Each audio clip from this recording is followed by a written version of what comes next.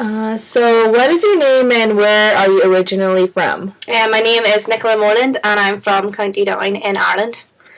Okay. When did you move here and why did you choose to come to America? I got here on the 1st of October of this year. I'm basically, with my university at home, they do a gap year between your second and your final year.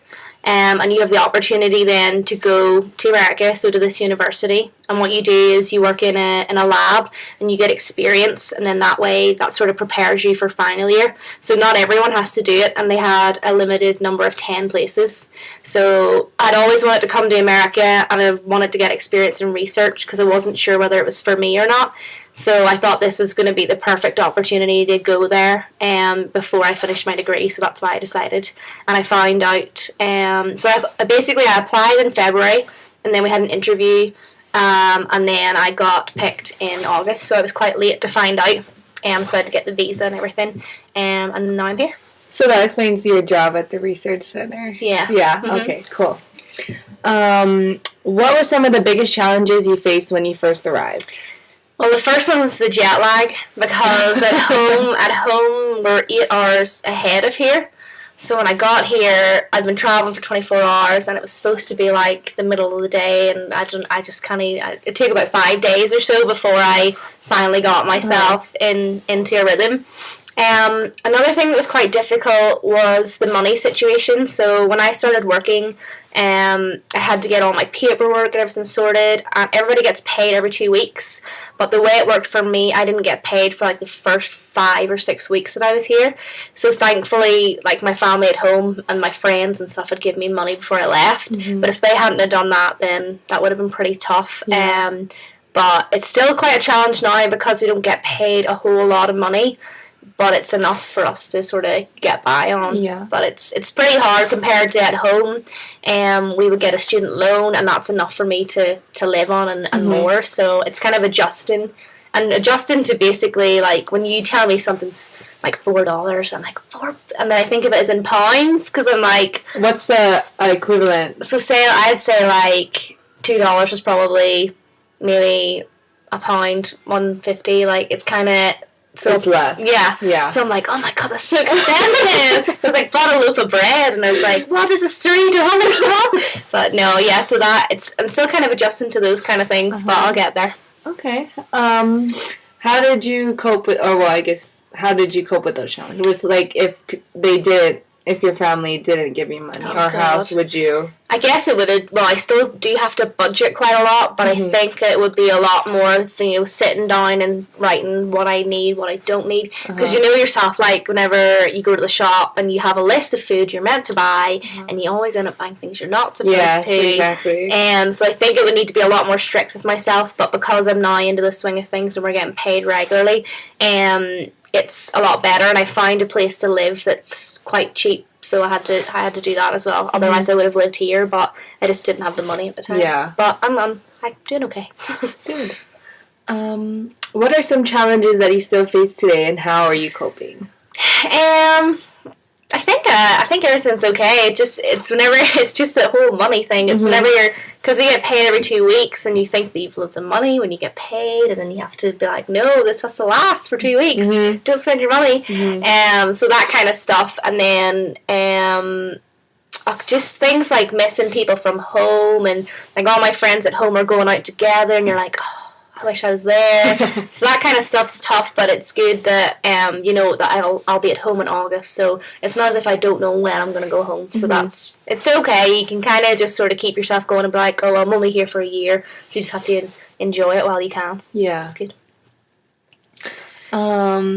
What do you miss the most about your home country? Oh, there's a lot. Well, obviously friends and family are the number one, because where I'm from is such a small town. I think there's like 2,000 people. Oh, wow. So all my family are really close together, my friends, and I would probably see my friends every day.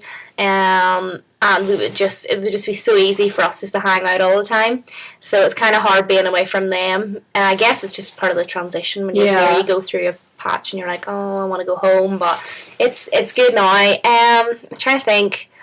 I think things here are kind of similar to home, though. A lot of people like to go out.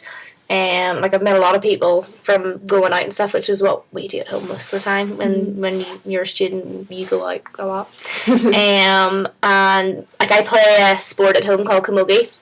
Camogie? Yeah, it's no one really knows what it is. It's just native to Ireland. So I kind of miss playing that and stuff because no one here knows even what it is. And another thing as well is I'm a big soccer fan, so I have to get up at like last weekend I got up at 4 a.m. to watch a game.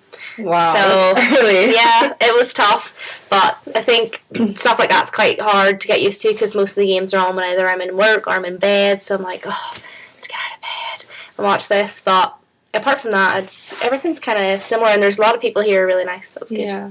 How often do you get to talk to your family and friends? I talk to my mom on Skype, I'd say maybe once a week. And then my friends, I just text them all the time. It's easiest. Yeah. I Skype them every now and then, most of the time when they're drunk because of the time difference. Like, so if I Skype them now, it's about 1 a.m. Oh, so, I see. Do you know what I mean? Yeah. But that's quite fun, though, because it's hilarious. Drunk text. Yeah, it's hilarious, but yeah, it's good. Okay. What support services have helped you transition into United States culture?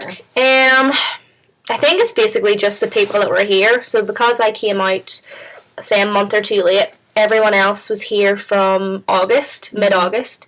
So they had all got here, got settled in, new people, and then that just really helped me. Like, if they hadn't been here, I think I would have found it really hard. Yeah. Because if you're by yourself, it's kind of, you know, sometimes you find it maybe a bit intimidating going and talking to people.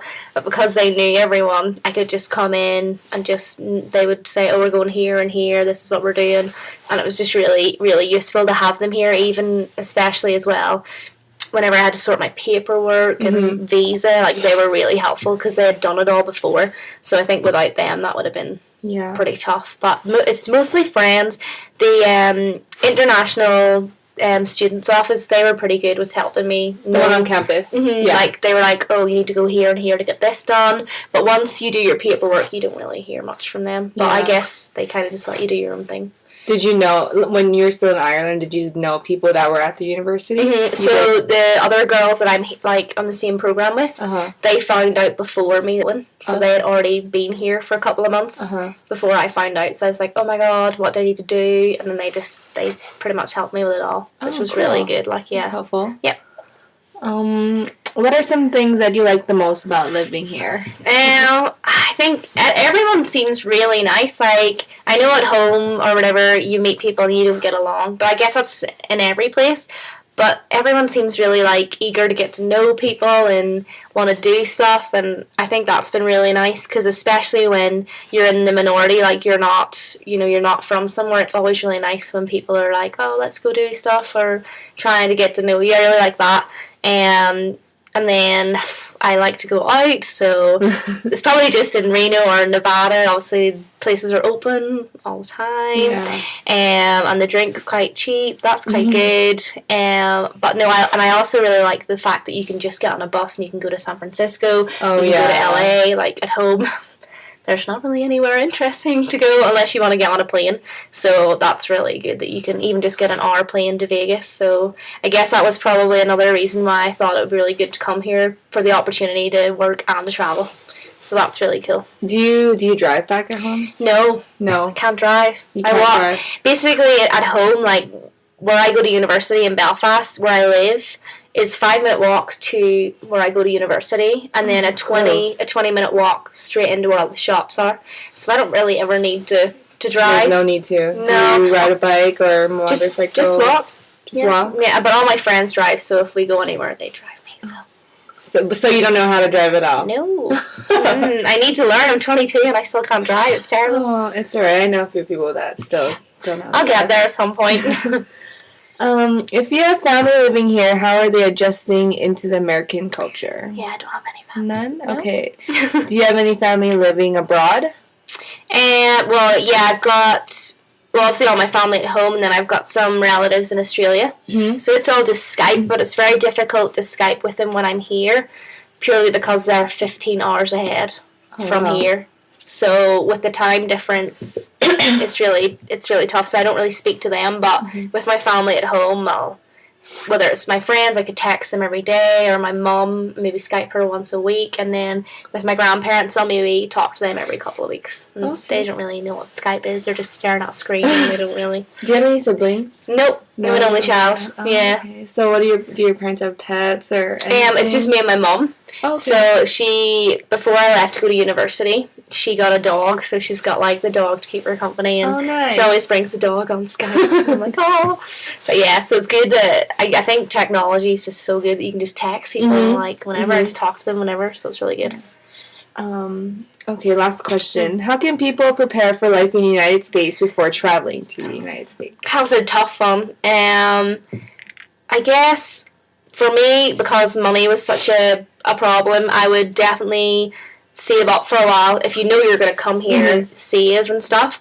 But I think most of the differences between here and home are quite subtle. So for me, there wasn't, like, I didn't really have time to prepare because I was quite rushed in getting here, and I think I've settled in fine. But I think it's always good to know, you know, find out places maybe where people you might know or people you have things in common with, and like clubs and stuff. That would be quite good. Yeah. But apart from that, I don't know. I think I guess it just depends where you're from. Because I'm from a culture that's quite similar to the one here, there wasn't really much of a difference. Did you have a job back at home before you moved here? Yeah, I worked in I did part-time work in one of the labs in the university. Okay. So it was quite similar. But yeah, I think the main thing was just get as much money saved, because you never know, like, especially if you want to go traveling. Do you know what I mean? Like, especially if you want to go out and drink and stuff. Yeah, you gotta have plenty of funds for that. So yeah, I think that's it really. Okay, cool.